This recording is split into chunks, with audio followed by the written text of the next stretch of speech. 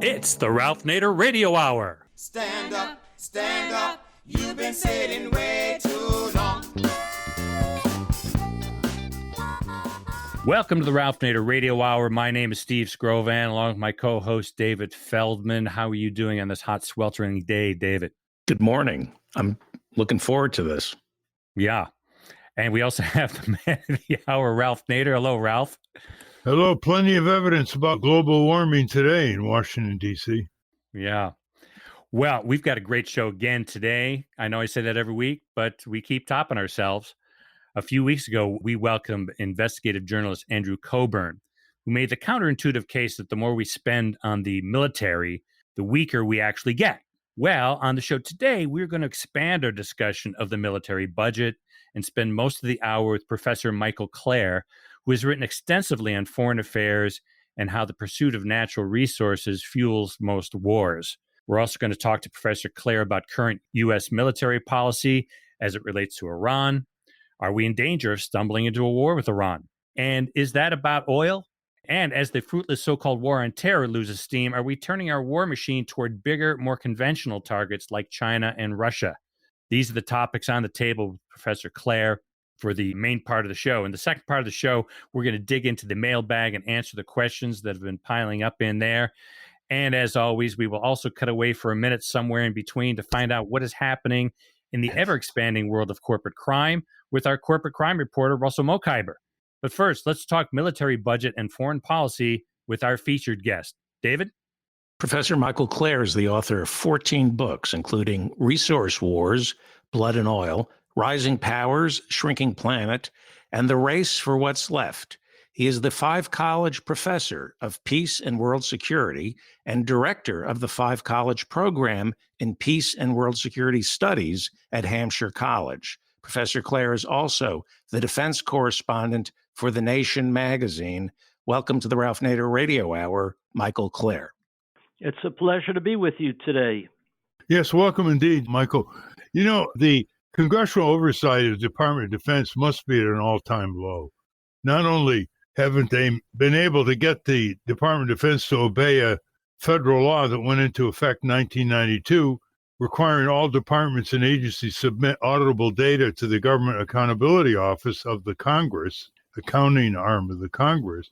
But just recently, when they had in the Senate the confirmation hearing for the new Secretary of Defense, Mark Esper, who has been a Raytheon lobbyist for a good period of time, nobody, neither the Republican or Democrat, even asked him about the two wars we're in Afghanistan and Iraq. The reporter appeared dumbfounded in the New York Times. How could you have a confirmation hearing for Secretary of Defense and not ask one question? Give us your view of why Congress, both parties, pushing up huge budgets demanded by Trump for the military, now about $750 billion in the coming year with a B, why they are so lackadaisical. They don't do what Senator Proxmire did in the old days and others, have rigorous hearings on the Pentagon waste, fraud, abuse, mispolicies, and so forth. How do you explain that? Well, Ralph, I think two things are going on simultaneously. One is the deep institutionalization of the military-industrial complex, which, we first heard about that from President Eisenhower when he retired decades ago. He warned us about that. And one of my mentors, Seymour Millman of Columbia University, who some of your listeners may recall, wrote about Pentagon capitalism. So we've known about this for a while, but this system of collaboration between Congress and industry and the Defense Department has been around for a while, and they've become much more sophisticated over time. They have distributed major defense contracts into virtually every congressional district in the United States. So if somebody says, let's cut back defense spending on a major defense contract, a major weapons contract, that means that jobs will be lost, theoretically, in every single congressional district. They do this by design. So it's very hard for a member of Congress, whatever their political views, to vote against the major defense bill. Yeah, you know what's amazing, Michael, is they could vote some of that money to rebuild the public works in America. Every community is looking at crumbling roads, highways, bridges, drinking water, sewage systems, schools. You know, that creates more jobs, as you know, per $1 billion spent than $1 billion given to Lockheed Martin for Yeah. the boondoggle F-35 program. I mean, Congress is moving from anemic oversight of the Pentagon budget, which is over half of what the entire federal government's operating budget is, over half, listeners, into a total rubber stamp, just a rubber stamp. Well, like I say, you know, they know what you just said, Ralph, that they'd get more jobs if there were infrastructure project, but that's theoretical jobs. Right now, they have 1,000 jobs or 2,000 jobs or whatever at some defense contractor in their district, and the union leaders are tied into the military-industrial complex, and the lobbyists are tied into the military-industrial complex. So if you threaten to close that plant, they're going to have their constituents screaming at them. So it's a very well-oiled machine. That's on one hand. But there's a second part of this, I said, and that is that Congress has bought into the fact that the wars in Afghanistan and Iraq are over now. They're in the rearview mirror, and we're taking on new enemies, Russia and China, and maybe North Korea. And there's near universal enthusiasm for this in Washington, D.C. People are ready to fight Russia and to take on China. And there's just infinite amounts of money they're willing to spend on this. There is absolutely no resistance whatsoever in Congress. Tell our listeners how much is involved in one aspect, that's the upgrade of our nuclear bombs and the B-52s and the nuclear submarines, which now have enough firepower, as Seymour Melman once calculated, to blow up the world 300 times and make the rubble bounce. Yeah. How much do they want to spend of our tax dollars now, taking away from schools, drinking water systems, public transit, bridges, roads, airports, and ports? Yes, my colleagues here at the Arms Control Association, where I'm speaking to you from, have published a report called U.S. Nuclear Excess, Understanding the Costs, Risks, and Alternatives, and they've added it up, and it comes out to $1.7 trillion when you account for inflation. And that really is just an underestimate of if the Pentagon gets everything they want, and you build in cost overruns, which you have to assume the case. So we're speaking of a minimum of $2 trillion over a 30-year period to replace all existing nuclear weapons in the stockpile, which is what the Department of Defense wants. Why do they have to upgrade them? They don't deteriorate like vegetables. There are two things going on. I think it's a combination of there is a degree of just wanting new and better. So they want new and better systems. They always want new and better systems, and the defense contractors want new and better systems. But there's something more sinister at work, Ralph, and that's what troubles me. The existing nuclear architecture is based on the notion of mutual assured destruction, MAD, as your listeners will be aware. The notion is that it makes no sense to start a nuclear war because the other side will have an invulnerable second strike capacity.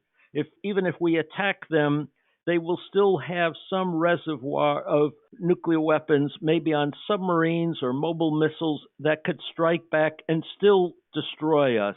So there's no incentive whatsoever to start a nuclear war. But I get the sense, my colleagues get the sense, that there are people within the military establishment who think that we should abandon MAD, mutual assured destruction, and think again about, as was the case in the 1950s, thinking about winning a nuclear war. And they have John Bolton at the National Security Council and others who are egging them on. Let's tear up all arms control treaties. Let's go hell-bent to acquire more nuclear weapons, more technology. defense systems, ballistic missile interceptors. Let's think about launching a nuclear war. So what if a few cities in the U.S. get destroyed by accident and a few tens of millions of people purchase? We'll wipe them out. That's the thinking behind this. Well, do you think that John Bolton, who never was confirmed by the Senate, he wouldn't have been confirmed. The Republicans hate him personally. And he got away with being appointed by Trump his national security advisor. He's sitting there right now in the White House. I consider him clinically insane. He's a Yale law grad. He has no respect for international law, international treaties. He says we should bomb North Korea, overthrow the regime in Tehran, let Israel annex the West Bank. Never talks about law. Here he is, a lawyer. He's a draft dodger. He liked the Vietnam War, but he wanted his friends to go fight and die there. He's a despicable human being, and he's pulling Trump closer and closer into confrontational war in Iran or around Iran. And he hates what Trump is doing with Kim, hobnobbing with Kim in North Korea. I think it's time to call these people clinically insane, Michael. Clinically insane, or some other word, psychopathic, maybe. You know, I'm not a psychologist.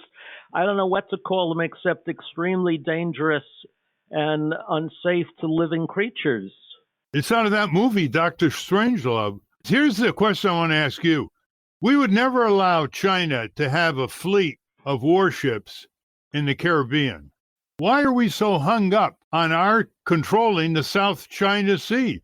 Whatever happened to spheres of influence where major powers recognize that they're going to have a control around their borders? What's going on here with China?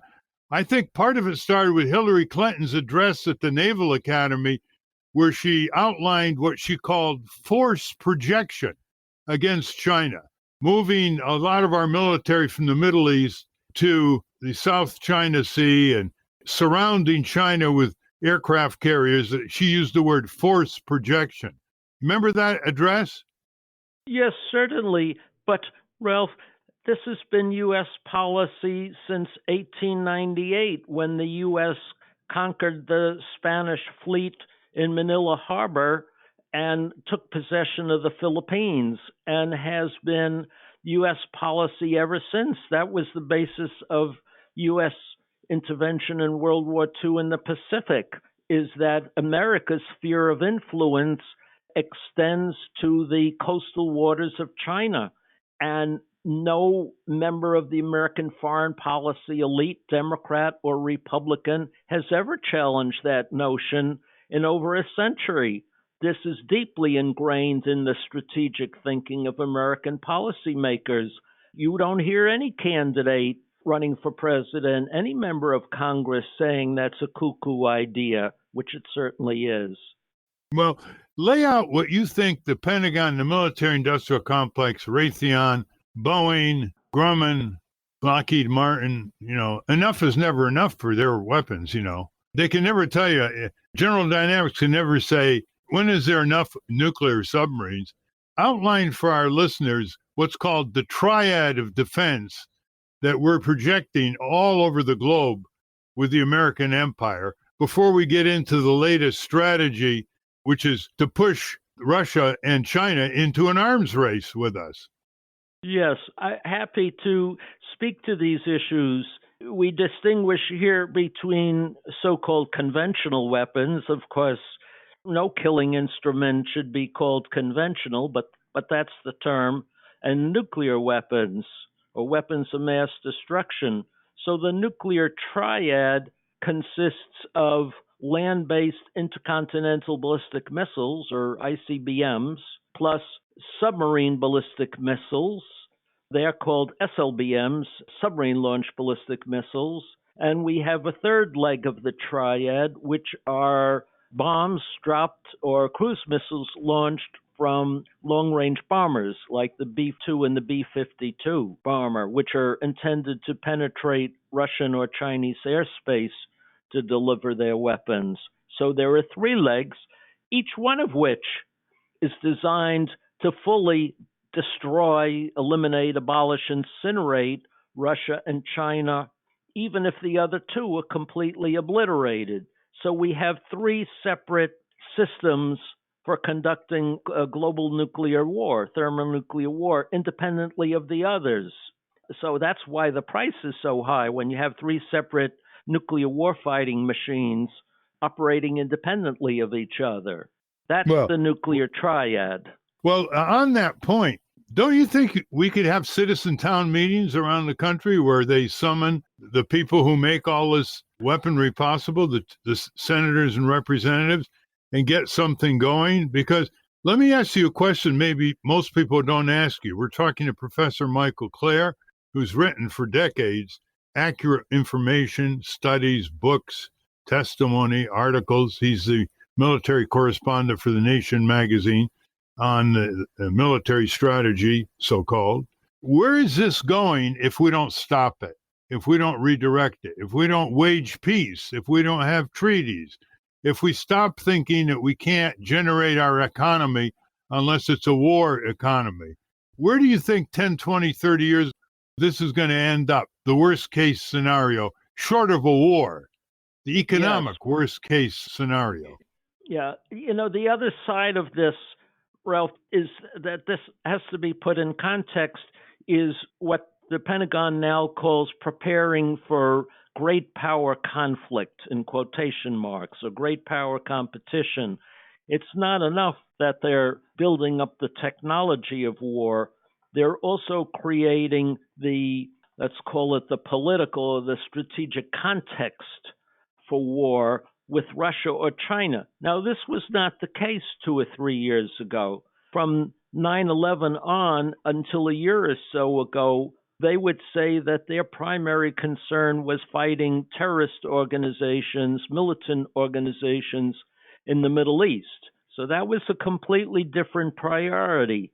Now they're saying that's in the past. Now our focus is on preparing for war with Russia or China. And this is a very different proposition and exceedingly far more dangerous, because war in Afghanistan, Iraq, and Syria against militant organizations has terrible consequences. And I'm sure your listeners and you're well aware of that. Drone strikes that kill civilians and so on. But Russia and China are not terrorist organizations in the same sense. They possess modern militaries as well. They possess nuclear weapons. They possess advanced warships and planes. So any encounter with Russia or China in the years ahead is going to result in major war with a very high likelihood of escalation across the nuclear threshold to a full-blown thermonuclear conflict. And it is this drive to prepare for a great power war that worries me more than anything else, because there is nobody challenging this notion or whether this is a reasonable strategy to pursue at this time, given the dangerous consequences it holds. So this is what we have to ask our senators, representatives in Congress about. Why are we hell-bent on preparing for a thermonuclear conflagration that'll destroy us all? Is it so absolutely necessary to assume that war with Russia and China is nearly inevitable when there's the possibility of negotiating with them to resolve our differences in the South China Sea? And by the way, they're not by our shores. They're not in Canada or Mexico. We're in the Baltic area. We're in the South China Sea. We've got them half surrounded. I mean, the provocations are really striking, but the military-industrial complex, they're trying to reassure the American people that we can have a ballistic defense system so that we can actually win a nuclear war because we can shoot down the incoming ballistic systems. We had Professor Ted Postal from MIT debunking that. Do you agree that the $14 billion program on ballistic missile defense is technically unworkable? Totally unworkable. But that's only one small part of this fighting a nuclear war scheme. You also have to include the tens, soon to be hundreds of billions of dollars being spent on exotic new weapons, artificial intelligence, hypersonic weapons, autonomous weapon systems that could be used to attack Russian and Chinese second strike weapons capabilities and to destroy their early warning systems and presumably their satellite systems. That's another key part of this war fighting mentality that's taking over at the Pentagon. Where does cyber warfare fit in here? Yes, cyber is critical because all of the defensive systems on both sides are highly reliant on electronics, on the internet, on cyberspace to function. So if China, for example, is highly dependent for its early warning systems, for its radars, command and control of its nuclear weapons on cyberspace, if you can immobilize their command and control networks, then you can theoretically disarm them and make it possible to attack their nuclear weapons without any warning. Now, this is the theory. The problem is that at the very instance that it appears that their cyber systems are under control, and it's easy to fake that, or for hackers to do that, they may say, we're under attack, better launch our nuclear weapons now, immediately. Don't wait for confirmation. So we're moving to a world in which what's called launch on warning will become the norm. The whole thing, it seems so preposterous, Michael. In other words, look, we're not interested in grabbing land from China and Russia. Russia and China are interested in grabbing land from us or from South American countries. It's like these guys are playing around with multi-trillion-dollar Armageddon toys, trying to provoke through force projection the Chinese and Russians into putting their scientists and engineers to work and reassuring their own people. After all, it's China that was invaded by the West. It's China that was occupied in the 19th century, gunboat diplomacy, the British, the French, the U.S. It's Russia, the Soviet Union, that was invaded twice with tens of millions of Russian casualties by Western powers, Germany, for example. And so you can understand why they're concerned about the U.S. In terms of the imbalance of conventional force, tell our listeners the following. How many aircraft carriers do we have compared to China and Russia? See, now this is a conversation I happily can talk about the balance of forces on each side, which heavily favors the United States. But I want to give you my own thoughts about why we're in such a dangerous world. It's a combination of the military-industrial complex and these institutional forces that we've been talking about, which favor more and more spending on increasingly exotic and dangerous weapons. In other words, on one hand, profits, corporate profits. Yes. And on the other hand, you have the three countries we're talking about, Russia, China, and the United States, led by, I believe, insecure and egomaniacal leaders. Donald Trump in the United States, Xi Jinping in China, and of course, Vladimir Putin in Russia.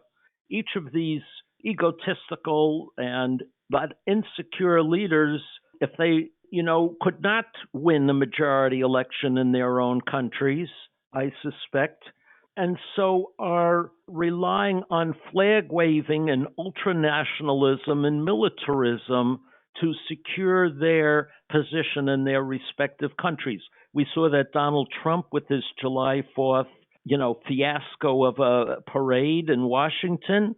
You see that with Vladimir Putin in seizure of Crimea, which was really to boost his status in Russia among his public, and Xi Jinping, who's losing support in China, but is increasingly tough on the South China Sea.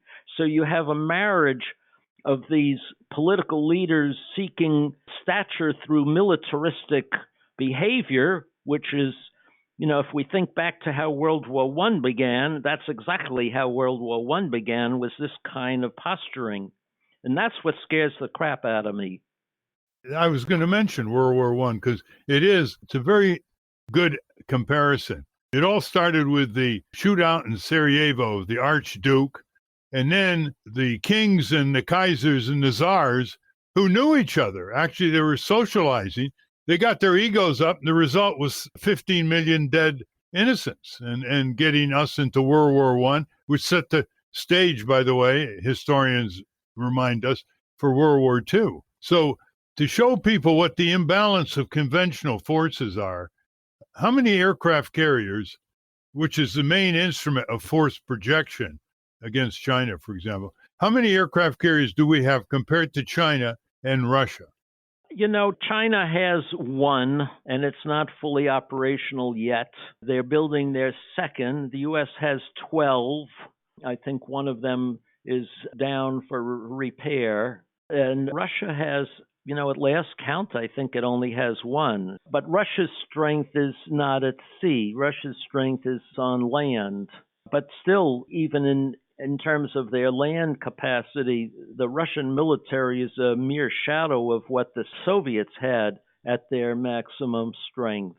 China is also a land power. I can't imagine the U.S. ever contesting China on the Asian mainland. We simply lack the number of troops. But I can't imagine that occurring either. So in terms of modern air power and sea power, the U.S. has an enormous advantage against either of those countries. Well, let's talk about Iran. You're very worried about Sure. Iran. You've written that it's all about oil, which is never mentioned, the three-letter word, O-I-L. And the Saudis would like to see the regime in Iran toppled. The Israelis, of course, are always goading the U.S. to topple the Iranian ruling powers. Give us your take on what's going on now. By the way, the USS Abraham Lincoln aircraft carrier and an Air Force B-52 Stratoforce conducted joint exercises in the Arabian Sea on June 1 of 2019. We're over there, the Sixth Fleet. We've always been over there.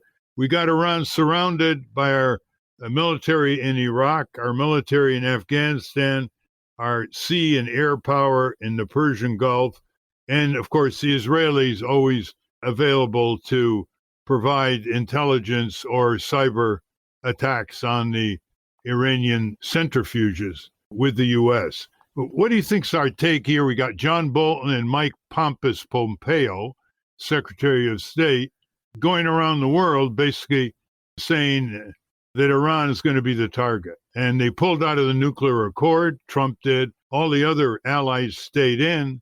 And we are imposing enormous sanctions on innocent civilians, medical equipment, pharmaceuticals, all kinds of civilian equipment is now sanctioned in terms of imports. Well, how do you see this, first of all, in terms of international law? International law says sanctions from one country against another has a disproportionate adverse effect on civilians is a violation of international law. Let's start with international law, the Nuclear Accord Treaty first. Yeah, well, you said a lot of the things I would have mentioned already, Ralph. So the centerpiece here is what's called the JCPOA, the Joint Comprehensive Plan of Action. It takes a little while to get those initials down. That's the agreement that the U.S., Britain, France, Germany, the EU, China, and Russia signed with Iran in 2015 during Obama's watch, which said that the Iranians would dismantle their nuclear enrichment capability in return for relief from sanctions. And even before the Trump administration came into power, there was no real relief from sanctions, even though the Iranians did absolutely everything that they promised to do in the accord. So they were already feeling frustrated because the U.S. did not relieve them of the sanctions pressures, the economic sanctions on their oil exports in particular, which is their main source of currency. Then along comes Trump, and he withdraws from the treaty altogether and stiffens sanctions on Iran. So the country is suffering terribly.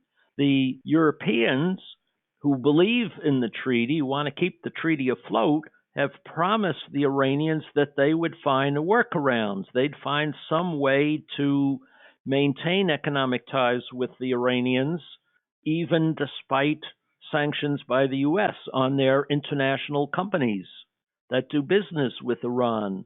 And so far, that has failed to materialize. So the Iranians are saying to the Europeans, you promised us that you were going to, that even we continued to abide by the treaty. The U.S. isn't. We continued to abide by the treaty, the agreement. And you promised us you would find some way to work around U.S. pressure. Well, the Europeans haven't done that. So now the Iranians are beginning to take small baby steps outside of their agreement by stepping up their enrichment of uranium. Now, they are, under the agreement itself, they're entirely allowed to do that because that the agreement only holds if all parties abide by it, and the U.S. is not abiding by the agreement anymore. So, in fact, the Iranians are within their rights to step out of the agreement and to proceed with enrichment. Nonetheless, this puts the Europeans in a hard place because the U.S. is putting pressure on them now to punish the Iranians as well for those little steps that they're taking. So we're moving closer and closer to a crisis where if the Iranians say they're going to increase their enrichment of uranium in the months ahead, and unless the Europeans are able to find some resolution, my guess is that Bolton will push Trump to a step where, Trump has said Iran will not get nuclear weapons. So we could be at a point where Trump will be coerced by Bolton and Pompeo and Netanyahu into taking military action against Iran. When that happens, we don't know what will happen next, but it's likely to create a metastasizing series of crises throughout the Middle East. Yeah, not only that, it's like we have such a huge military budget, we got to have an enemy out there. And we're now working to make sure that Russia and China are the big adversaries. But in previous years, they're looking around and they say, oh, it's Iran. Iran has a GDP the size of Connecticut. It has 80 million people. Many of them are very poor. The main currency in exports is oil. Trump's sanctions, pushed by Bolton and Pompeo, have cut oil exports more than half. So that's like strangling the economy. It has effects on food, effects on all kinds of essentials for the civilian economy in Iran. When do you think the American people are going to wake up here and ask how their country has been hijacked by these arms corporations, these munitions corporations? I don't think they should be called defense companies. And their toadies in Washington that go in and out from jobs in Raytheon to the Department of Defense or Lockheed Martin to the Department of Defense. What's the light at the end of the tunnel? We're going to get some enlightenment from Steve and David on this, I hope. But we always like to end interviews, Michael, by saying this is what needs to be done. And I always focus on the great fulcrum of change, which happens to be the smallest branch of government, but the most powerful, the U.S. Congress. Now, you're working with the Quakers and other peace groups who get almost no national media. They're only waging peace and they're last in the media. The warmongers who want war, they get all kinds of mass media. So with that background, what do you recommend out there where the listeners are and where members of Congress are about to go on a 6-week vacation? It's called the August recess, listeners, and they're going to have meetings with you all. What do you say, Mike? That's a good way to end. So now, fortunately, with the new Congress that was elected in 2018, there's some very thoughtful, progressive Democratic members of Congress who have weighed in on this issue. And the House of Representatives just voted for their version of what's called the National Defense Authorization Act, the NDAA. And it does include an amendment. This is the House version. It does include an amendment that says that the president cannot go to war with Iran without authorization from Congress. It has to come back to Congress for approval before attacking Iran. So this would be some degree of restraint. Now, to be clear, this is the House version. The Senate version of the bill does not contain this amendment, and the Republicans control the Senate, and they're going to do everything they can to prevent that measure from making it to the final version of the bill in a conference committee. So whatever listeners can do to persuade their members of the Senate and their House representatives to maintain that measure in the final version of the National Defense Authorization Act, that would be very useful. The law, by the way, also contains amendments, and here there is support in the Senate, to ban arms sales to Saudi Arabia as a result of its continued genocidal war in Yemen, which is resulting in the lives of enormous numbers of civilians and a vast humanitarian emergency there. So that's another area where listeners could weigh in with their House and Senate representatives to maintain that measure in the final bill. Tell us about Congressman Adam Smith from Washington State. Adam Smith is chair of the House Armed Services Committee, and he's been doing a masterful job of trying to use that position to insert into the bill and into defense spending some restraint on the things we've been talking about. For example, trying to reduce spending for the nuclear weapons modernization we've been speaking about, to slow down the acquisition of weapons that would make nuclear war more likely. So I think he's been doing a fabulous job. How can people get information in their hands? You know, it doesn't have to be a ton of stuff, so they can intelligently demand the presence of senators and representatives around key issues this August when they go back home. Well, that's a good question. So you mentioned the Quakers, and their lobbying arm is the Friends Committee on National Legislation, the FCNL, and you can go to their website, fcnl.org, and sign up for alerts on these issues. They're the best, most knowledgeable about these votes in Congress.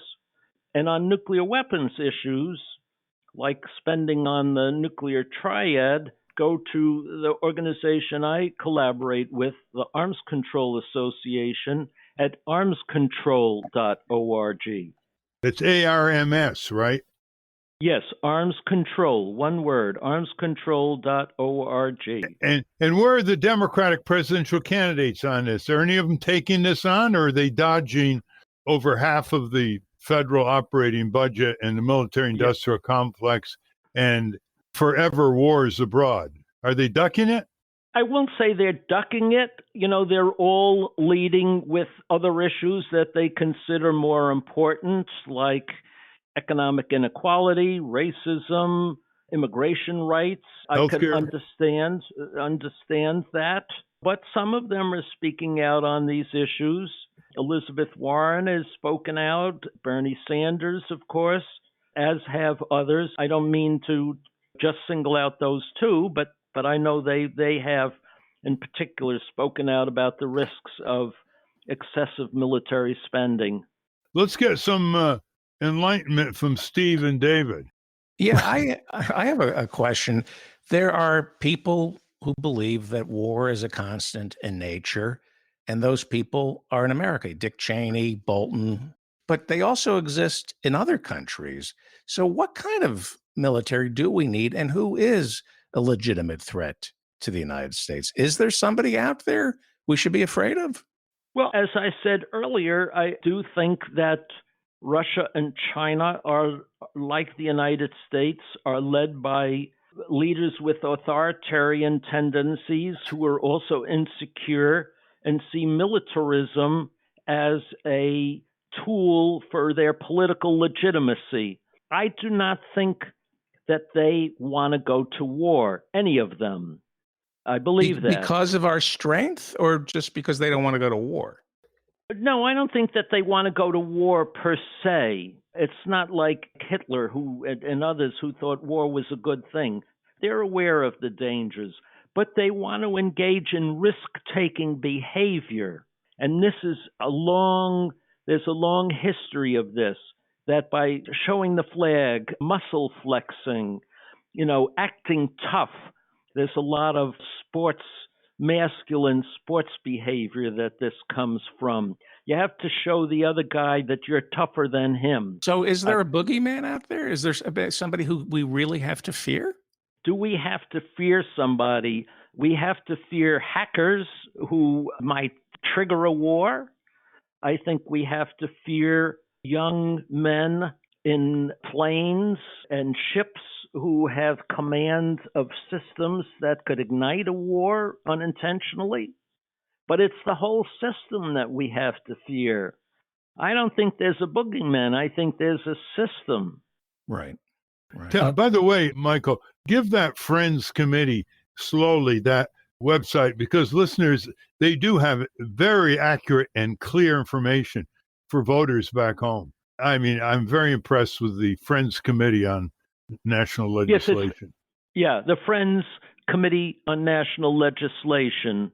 The Friends are the name that Quakers used to describe themselves, and it's F as in Friends, FCNL, Friends Committee on National Legislation, fcnl.org. Well, thank you very much, Michael. Thank you for years and years of enlightenment and standing up to the conventional warfare state and documenting it in great detail. You have to go through enormous esoteric materials that very few have the patience or knowledge or interest to access, and then translate it into clear articles in The Nation and various books that you've written. Thank you very much, Michael Klare. To be continued. Well, thank you for your good work. You're welcome, Michael. We've been speaking with Michael Klare, author of numerous books and articles about war, resources, and foreign affairs. We will link to his work at ralphnaderradiohour.com. We're going to take a short break. When we come back, we're going to dive into the mailbag, and Ralph will give long-awaited answers to your listener questions. But before we do that, let's hear from our corporate crime reporter, Russell Mokhiber. You're listening to the Ralph Nader Radio Hour. Back after this.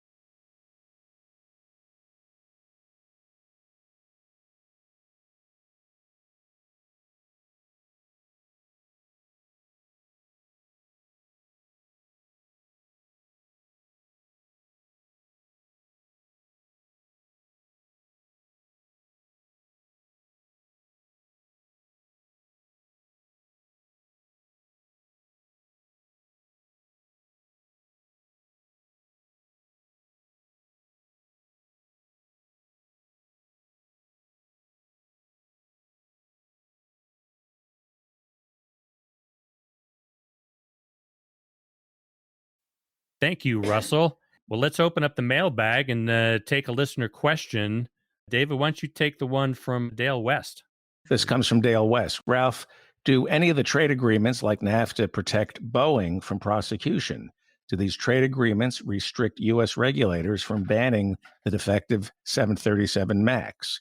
Can Boeing or the airlines sue the U.S. government for grounding these unsafe planes under these treaties? Dale, the answer to all three questions is no. There's an exclusion for this kind of safety situation that the Boeing 737 MAX reflects. Okay. Well, that was short and sweet. So, Ralph, a lot of our inbox is filled with, actually, most of it is filled with listeners suggesting guests and topics for us. You wanted to address a few of those. Yeah, we can't put everybody's suggestions on the air. There just isn't enough time. But that doesn't excuse us from giving voice to our listeners and their suggestions. And here are a few. Karen Stansberry suggests Philip Ackerman Leitz, author of A Precautionary Tale, She bought her copy from Acres Press. It's about a small community fighting to keep their valley free from pesticide drift from huge Apple companies. Another listener writes in, David Mazurik, says, Dear Ralph, I really think you would appreciate the climate activist group, Citizens Climate Lobby, and their grassroots effort to pass fee and dividend legislation to curb greenhouse gases. James Hansen would be a great guest to speak about Citizen Climate Lobby's efforts, end quote.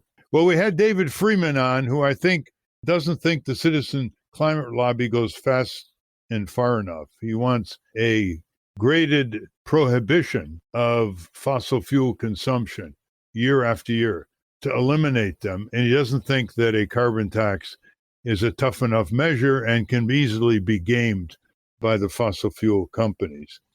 Sheer Gilmore says, I heard your recent interview with Paul Hawken on our local public radio station, KPFK in Los Angeles, where you were discussing his book, Drawdown, and climate change in general.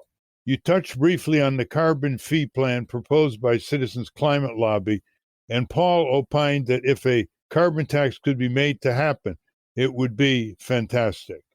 He was doubtful, though, about national solutions because government at the national level is so corrupt, end quote. Well, once again, there are real supporters of a carbon tax. You're not going to get one that's going to pinch enough through the U.S. Congress. ExxonMobil has been for a carbon tax, and you can imagine what suspicions that raises in the minds of people like Dave Freeman, who want to go much more rigorously with a prohibition approach on fossil fuels. Michael Romano says, would you please consider having as a guest the great underappreciated British filmmaker Peter Watkins? If unfamiliar, please see The Journey, a deeply moving 14-hour anti-nuclear documentary, War Game, Punishment Park Privilege. It's another film by Peter Watkins. Don't miss any of them. A true original, Peter Watkins. Most of his films were made in true democratic fashion with non-professional actors and spontaneous dialogue and full participation from everybody involved. Thank you for all you do. Your podcast supplies endless inspiration for me, end quote. I hope it produces civic perspiration, Michael. And Peter Watkins sounds like a very good candidate to come on our show. Thank you very much for suggesting it. Jeff Kunz says, please consider having a spokesperson from PEER on to discuss mercury-laced propellant for satellites. Thank you, end quote. We love PEER. This is a group started by foresters working for the National Forest Service. It's spread to environmental specialists working for the federal government, and they're pushing for all kinds of important changes and protections on the public lands, and they have 2 or 3 offices with full-time staff. So thank you very much for that recommendation. Deidre Gilbert suggests her as a guest. I'm the National Director of the National Medical Malpractice Advocacy Association, and I'm interested in being on your show. Please let me know if that is possible, end quote. Well, you're working on one of the greatest sources of preventable violence in America. Johns Hopkins University study shows, and that's a minimum estimate of 5,000 people a week on the average die from preventable problems while they're in hospitals. So keep up the work, Deidre, and we'll see if you can be on the show someday. Here's one from Mark Ebizaid. You should have an economist, Michael Hudson, on the show. I just watched him on the Kaiser Report. He's absolutely brilliant. I suggest you consider having him on as a guest, end quote. I've heard of him. We'll look him up. Thank you very much, Mark. Okay, this is Peter Coutul. His subject, Rise of the German Green Party. He just saw this headline, grabbed his attention. I think this would make for a great show topic, he said, especially if you'd be able to compare and contrast with the Green Party of America. Perhaps you could find a guest to interview on the topic. Thank you for all the great work you do. A faithful listener, Peter Coutul. Well, the big difference is proportional representation. When the Green Party in Germany got 5% of the vote. It got 5% of the members of the parliament. If it got 10%, 10%. If it got 4%, it got nothing. Here, the Green Party would have to get a majority of the votes or a plurality of the votes to get any member of Congress, which explains why the Green Party is now one of the most dominant parties in Germany, and the Green Party in America has been marginalized and kept off the debates. But Howie Hawkins is going to be the new candidate for president, and he's a very seasoned person, a former Marine. He's run for local office in Syracuse. He's a grassroots organizer, and I think he's going to give more visibility to the Green Party in 2020. Do they still consult with you, Ralph? 'Cause Yeah. I haven't heard of him, and this is kind of breaking news. Yeah, it is. He's going to run, and he'll get the nomination. Yeah. Mm-hmm. Yeah. How old is he? Is he a young He's guy? about 65. He's Dartmouth grad. He was a Oh, Marine. He was during the Vietnam War, and he's extremely well read and very articulate in a very low key way. I've never seen him raise his voice. He's a teamster. He makes his living by lifting packages for the post office. He makes his livelihood unloading trucks and lifting packages and delivering them. Imagine if we had one person in Congress who left that kind of job to go to Congress. One. Yeah. Isn't that Yeah. amazing? Yeah. or a farm or something. Yeah, just like it was intended. It just shows you the exclusionary nature of the political system, right? Because you're excluding tens of millions of people. Yeah. Anything else you want to cover there? Yeah, this is interesting. This is from the University of North Carolina Press, and she's suggesting that we invite Dr. Norton Hadler to be a guest. And Dr. Norton Hadler has a pamphlet called Promoting Worker Health, a New Approach to Employee Benefits for the 21st Century, unquote. Well, this is basically a suggestion to provide an alternative to the frozen workers' compensation model, which involves, hundreds of thousands of worker injuries a year. And this sounds very interesting. The promoter from University of North Carolina Press says it's both appealing and potentially revolutionary if successfully adopted. I believe its altruistic, ethical, and logical premise is what is needed. And this is apparently an endorsement by Ron Getzel, PhD, Journal of Occupational and Environmental Medicine. Thank you very much, Regina Mahalik, Director of Publicity, UNC Press. So we'll probably make that happen. Yes, well, we're going to consider these. Thank you very much, listeners. Still keep going. This is Dale West, and he suggests the following guest, Dr. Jay Friedman, author of The Complete Guide to Dental Health, end quote. With 55 years in dental public health, an advocate for dental care and dental insurance standards would be most enlightening. His efforts to create dental therapists in the U.S.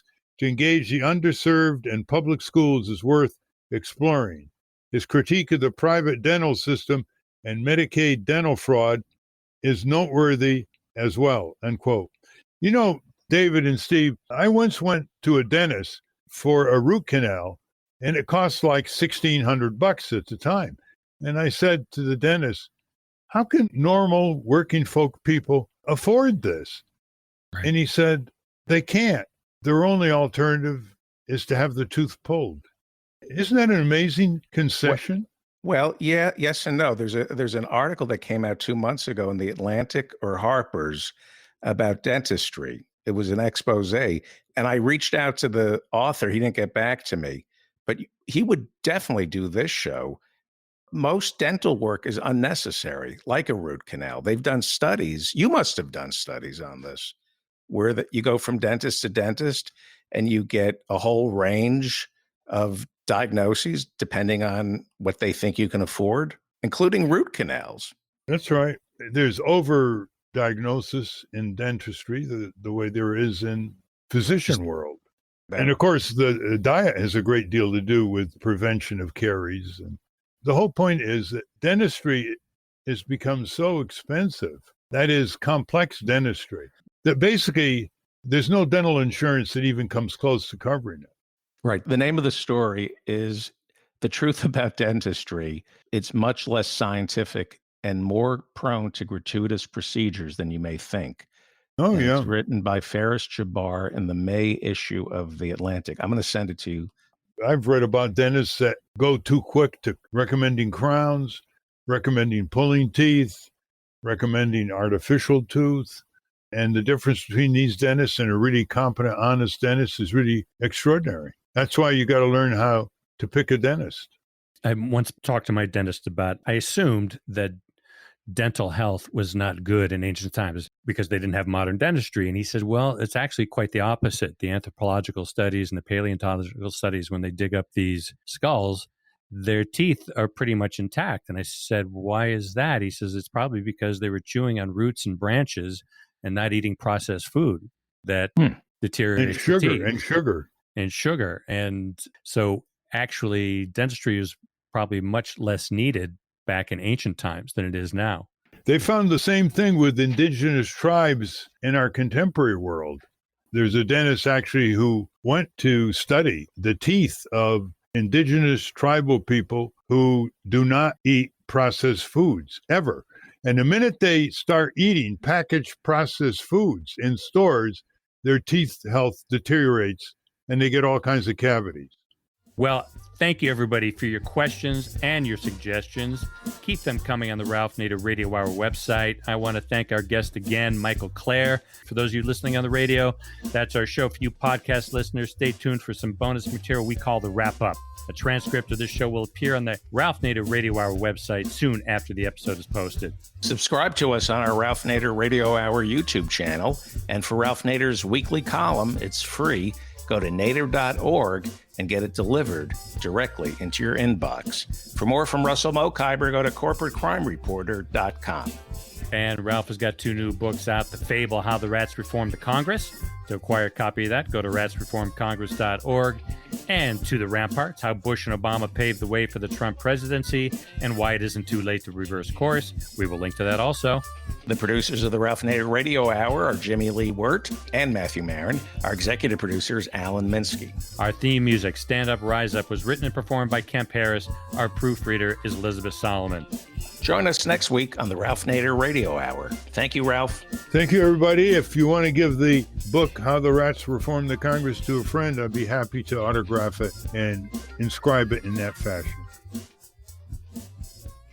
Hi, this is Jimmy Lee Wirt, producer of the Ralph Nader Radio Hour, and welcome to the Wrap-Up, where Steve asks another question of Professor Michael Klare. Michael, I just wanted to ask a question we may put in our bonus section here. We know that a lot of politicians on the right deny the climate crisis, but I'm pretty sure the Pentagon doesn't deny the climate crisis. How does the climate crisis figure into Pentagon planning? Okay, I could talk about that for an hour because I've just written a book on this subject. It's in production. Well, give us 5 minutes. Yeah. So there are 2 ways that the Pentagon worries about climate change. The first way they worry about it is that their basing infrastructure is at extreme risk from climate change. They know that their operating systems, their bases at home, are going to be inundated or burned to the ground within the next 20 to 30 years, and that they're not going to be able to function as a military much beyond that time because they won't have bases to use. Their principal Atlantic bases are all at sea level, especially the naval base at Norfolk, Virginia, Hampton Roads. And that's already being flooded on a regular basis and cannot survive a major hurricane. And that's true of all of their bases up and down the East Coast. Their West Coast bases are all in extreme wildfire risk areas of California and Washington and Oregon. Their bases in Alaska all rest on permafrost, which is melting, and their bases are crumbling. So they realize that their entire infrastructure will have to be hardened at a cost of a couple of $1 trillion, I would estimate. And to do that, they won't be able to buy all the weapons they want. So that's a problem. And if they don't get that money, they're not going to be able to carry out their job. So That's a problem for them. The other problem they have is they understand fully well is that their allies are in even worse shape, especially their allies in the Middle East, Asia, and Africa and Latin America, that all of those countries are going to suffer even more from climate change than we are, and we're going to suffer pretty badly.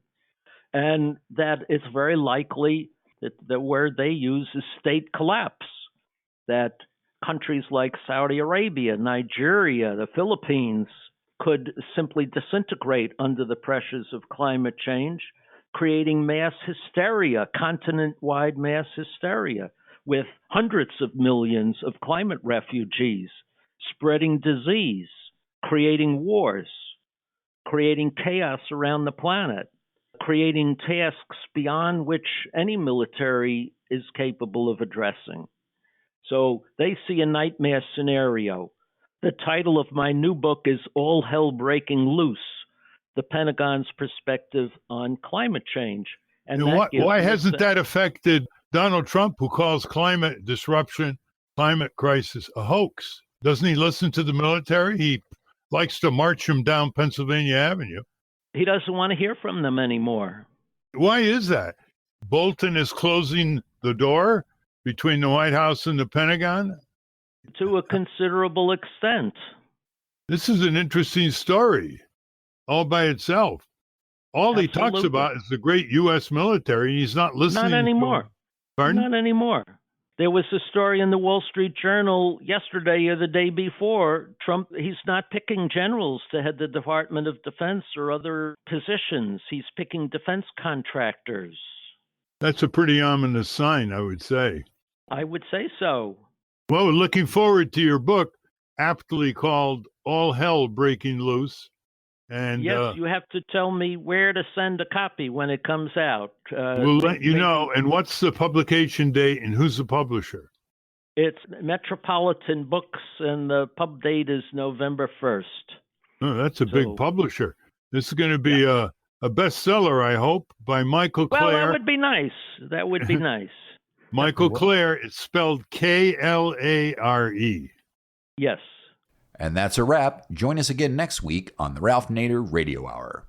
Until next time. Stand up, you've been sitting ready.